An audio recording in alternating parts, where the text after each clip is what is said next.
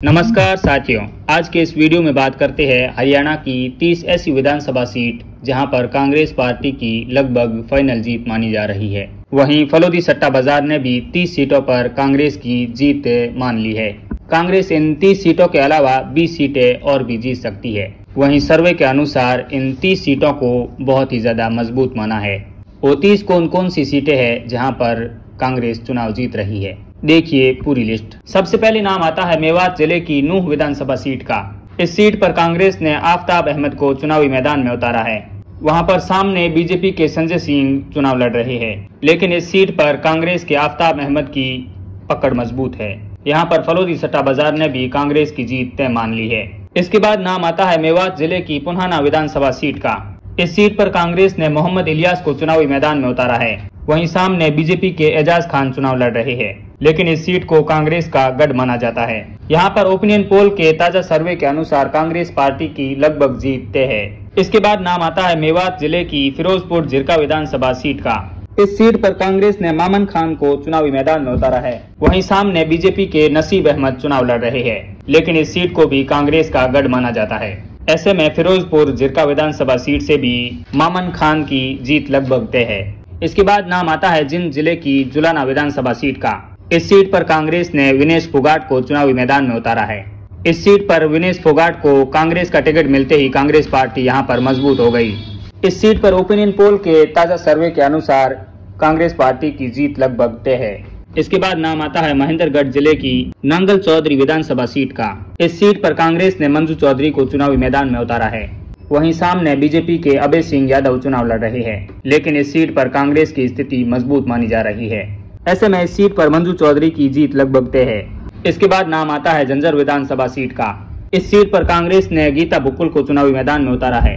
वहीं सामने से बीजेपी के कप्तान बिल धारक चुनाव लड़ रहे हैं, लेकिन इस सीट पर कांग्रेस का पलड़ा भारी दिखाई दे रहा है। यहाँ पर ओपिनियन पोल के ताजा सर्वे के अनुसार कांग्रेस पार्टी की लगभग जीत मानी जा रही है। इसके बाद नाम आता है यमुनानगर जिले की साडोरा विधानसभा सीट का। इस सीट पर कांग्रेस ने रेणु बाला को चुनावी मैदान में उतारा है। वहीं सामने से बीजेपी के बलवंत सिंह चुनाव लड़ रहे हैं, लेकिन इस सीट पर कांग्रेस की रेणु बाला की स्थिति मजबूत दिखाई दे रही है।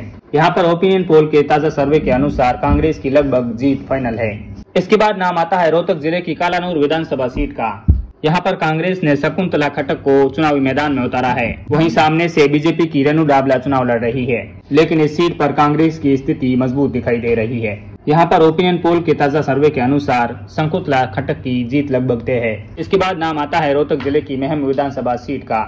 यहाँ पर कांग्रेस के बलराम दागी चुनाव लड़ रहे हैं। वहीं सामने से बीजेपी के दीपक हुड्डा चुनाव लड़ रहे हैं, लेकिन इस सीट पर कांग्रेस को सर्वे वालों ने मजबूत माना है। इसके बाद नाम आता है झंझर जिले की बैरी विधानसभा सीट का। इस सीट पर कांग्रेस ने रघुवीर सिंह को चुनावी मैदान में उतारा है। वहीं बीजेपी के संजय कावलाना चुनाव लड़ रहे हैं, लेकिन यहाँ पर भी ओपिनियन पोल के अनुसार कांग्रेस की स्थिति मजबूत दिखाई दे रही है। ऐसे में यहाँ पर कांग्रेस पार्टी की जीत लगभग तय है। उसके बाद में नाम आता है रेवाड़ी विधानसभा सीट का। इस सीट पर कांग्रेस ने चिरंजीव राव को चुनावी मैदान में उतारा है।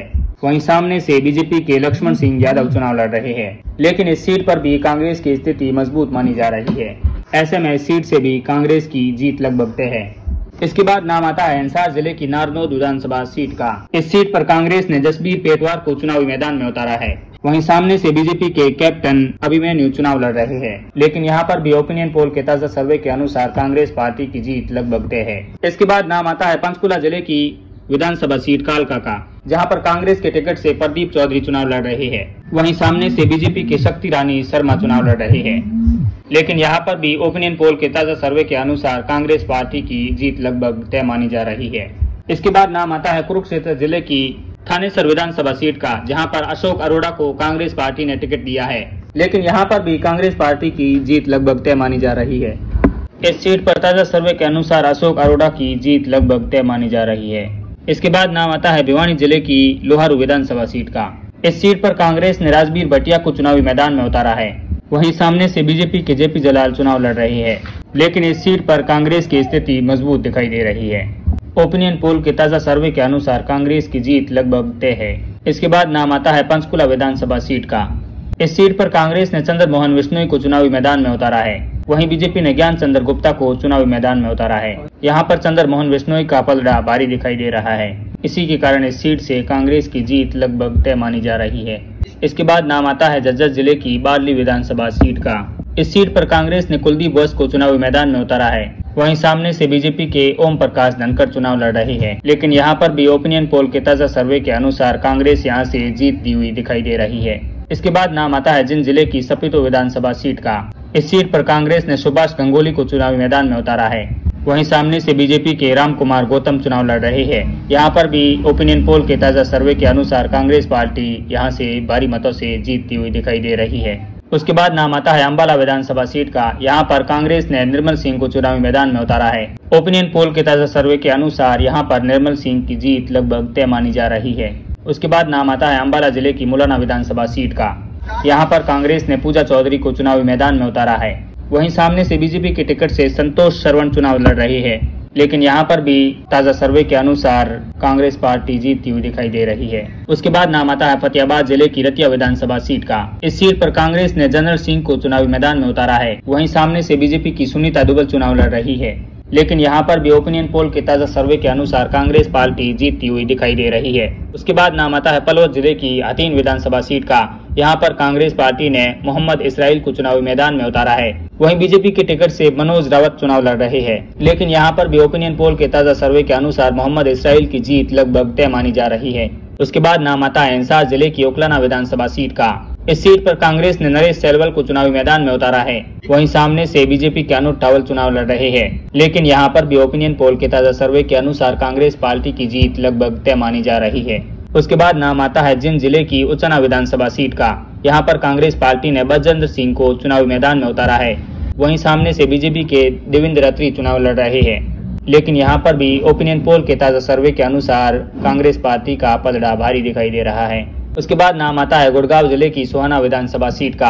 यहां पर कांग्रेस ने रोहतास खटाना को चुनावी मैदान में उतारा है। वहीं सामने से बीजेपी के टिकट से तेजपाल चुनाव लड़ रही है, लेकिन इस सीट पर भी कांग्रेस आगे दिखाई दे रही है। इसके बाद नाम आता है रोहतक विधानसभा सीट का। यहां पर कांग्रेस ने भरत भूषण बंत्रा को चुनावी मैदान में उतारा है। वहीं सामने से बीजेपी के टिकट से मनीष चुनाव लड़ रहे हैं। यहाँ पर भी कांग्रेस की जीत लगभग तय है। इसके बाद नाम आता है कुरुक्षेत्र जिले की शाहबाद विधानसभा सीट का। यहाँ पर कांग्रेस ने रामकरण काला को चुनावी मैदान में उतारा है। वहीं सामने से बीजेपी के टिकट से सुभाष कलचना चुनावी मैदान में है।